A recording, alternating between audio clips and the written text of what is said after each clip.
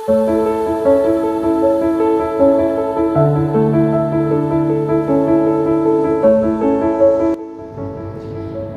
বন্ধুরা, উড়নচণ্ডীর গল্পে স্বাগত। আজ পেহেলগাঁও থেকে চলেছি গুলমার্গে। দূরত্ব মোটামুটি 140 কিলোমিটার। গুলমার্গের আকাশ আজ সকাল থেকেই মেঘে ঢাকা। মাঝে মাঝেই বৃষ্টি হচ্ছে, পাল্লা দিয়ে বাড়ছে ঠান্ডা। সেই সবুজ গালিচা কই? চারিদিকে শুধু সাদা আর সাদা।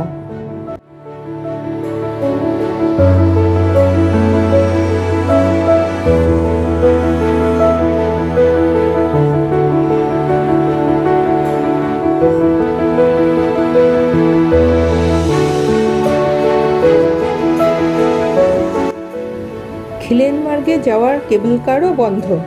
ঠান্ডায় রীতিমতো ঠকঠকানি লেগে যাচ্ছে। একটু পরেই শুরু হলো তুষারপাত।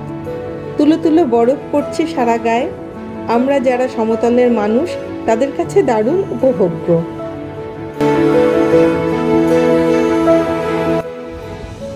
এবার সবুজ গুলমার্গ দেখতে না পেলেও আমাদের দেখার ঝুলি পূর্ণ। প্রকৃতির খেলা উপভোগ করতে পেরেছি মন ভরে।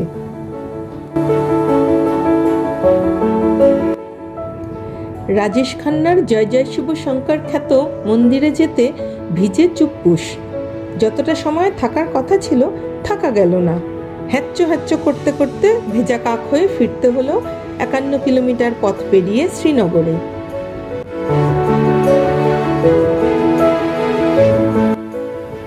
পরদিন আলো ঝলমল আকাশ। আমাদের গন্তব্য দুধপাথরি। শ্রীনগর থেকে দূরত্ব 42 কিলোমিটার।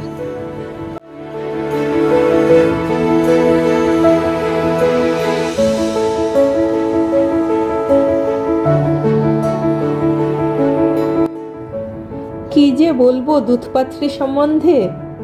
সমুদ্রপৃষ্ঠ থেকে 8,960 ফুট উচ্চতায়, চারপাশে পাইন, ফার, দেওদার গাছে ঘেরা বিস্তীর্ণ চারণভূমি।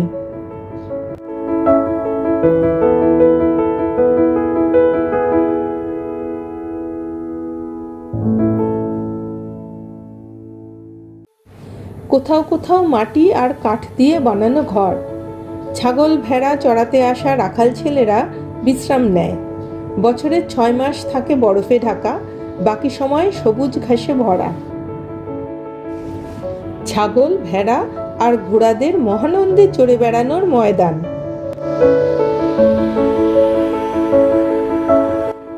একধার দিয়ে বয়ে গেছে শালিগঙ্গা নদী। একে ঘিরে একটা গল্প আছে। পীর শেখ নুর উদ্দিন নুরানি এখানে প্রার্থনায় বসেন। উৎসর্গ করার জন্য জলের প্রয়োজনে উনি মাটি খোঁড়েন। বেরিয়ে আসে দুধ। তিনি বলেন, তোমাকে দিয়ে তো আমার কাজ হবে না। তখন দুধ জলে পরিবর্তিত হয়ে যায়। সেই থেকেই নাকি এই জায়গার নাম দুধপাথরি। গল্প কথা অবশ্যই, কিন্তু ওই জায়গায় দাঁড়িয়ে ঘোড়সহিস ভাইদের মুখে শুনতে ভালোই লাগে।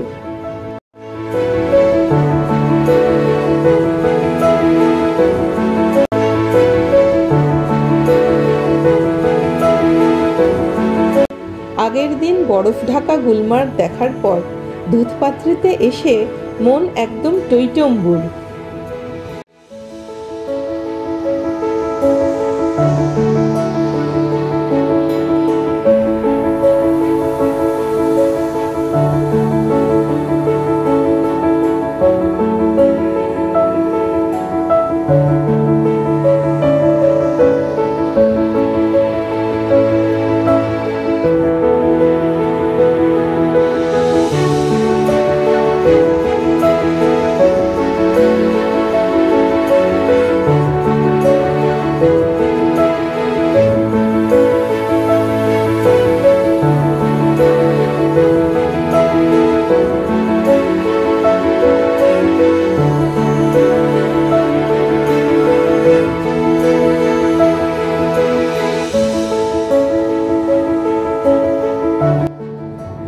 নতুন আর একটা দিন।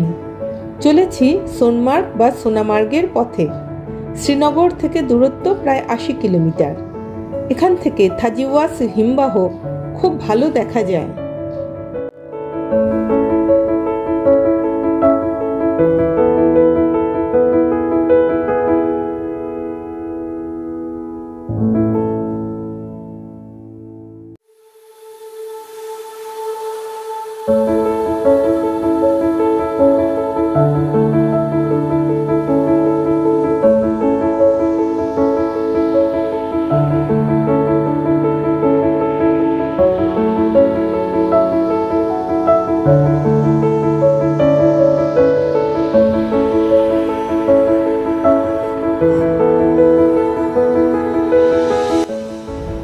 সোনমার্গ পৌঁছানোর অনেক আগে থেকেই পথের দুধারের দৃশ্য জানান দিতে লাগলো বরফের রাজ্যে পৌঁছাতে চলেছি আমরা।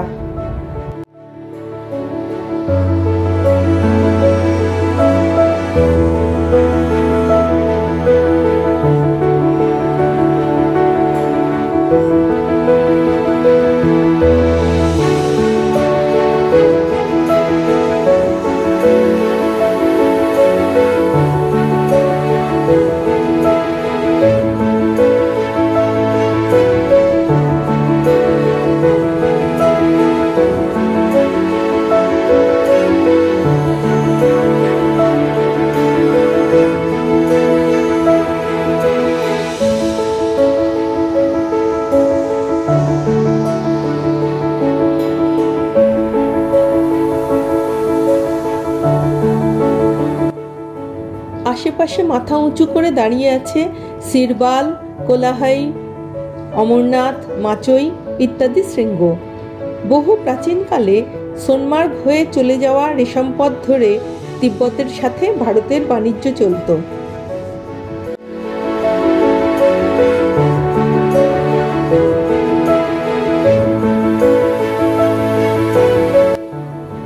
সোনমার্গ হয়েই পথ গেছে কার্গিল, ট্রেকিং রুট গেছে বালতাল, আর এক পথ গেছে জজিলা হয়ে লাদাখ। লিডার, সিন্ধু ও নীলম নদী সোনমার্গের মধ্যে দিয়ে বয়ে গেছে পাকিস্তানে। সব মিলিয়ে অপূর্ব এই আলপাইন্স মিডো। চারিদিকে শুধু বরফ আর বরফ, সবুজের চিহ্ন মাত্র নেই। বড় বড় গাছগুলোও ধূসর বর্ণ, একটা সময় চোখ জ্বালা করতে থাকে।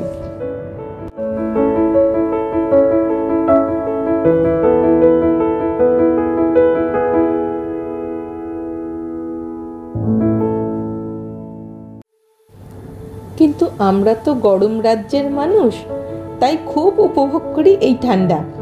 ছেলে মানুষই পেয়ে বসে, বরফ নিয়ে খেলা, স্লেজ গাড়িতে চড়া বোধহয় কেউই ছাড়ি না। এখানে একটা জিনিস জেনে রাখা ভালো, এই ঘোড়া বা স্লেজ, কোট, বুট যা কিছু ভাড়া নেওয়া হয় প্রত্যেকটা ব্যাপারেই প্রচণ্ডভাবে দরাদরি করতে হয়।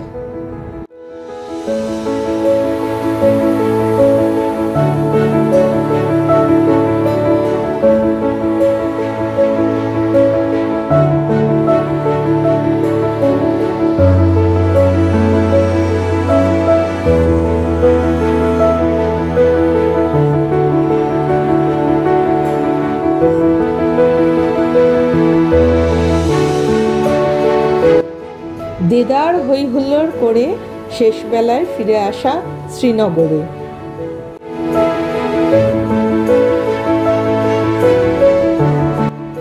আমার এই ভিডিও ভালো লাগলে লাইক, কমেন্ট আর সাবস্ক্রাইব করতে ভুলো না বন্ধুরা।